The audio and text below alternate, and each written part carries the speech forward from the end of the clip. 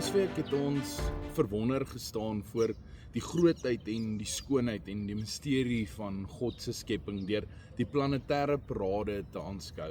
En net weer het die dwaalende sterre of die planete ons nie net laat bewonder nie, maar ook weer laat besef hoe klein ons eintlik is in God se ganse heelal.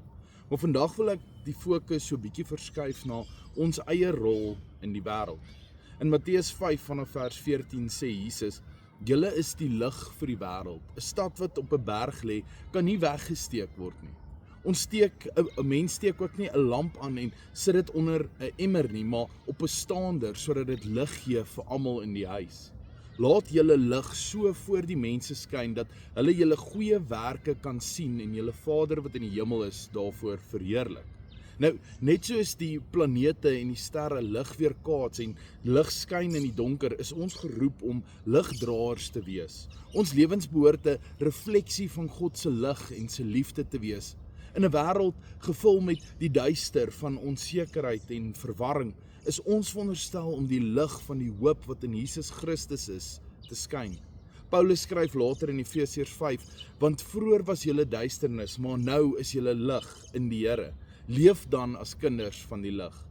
Wat doen lig? Dit skyn, dit verhelder, dit weerkaats, dit breek deur die donker. Ons het die wonderlike voorreg om as ligdraers in hierdie wêreld te leef. God se lig skyn op sy helderste deur ons wanneer ons sy liefde en sy genade uitleef. Soos die wyse manne die ster gevolg het, die lig in die hemelruim gevolg het om by Jesus uit te kom, kan ons die lig van Christus volg en ook weerkaats om ander te help om by hom uit te kom. As jy vanaand weer uitgaan en na die naghemel kyk en dit bewonder, vat 'n oomblik en besef, dis hoe ons as gelowiges veronderstel is om te lyk in hierdie wêreld. Elkeen van ons het 'n lig om te skyn en saam verhelder ons 'n andersins baie donker wêreld.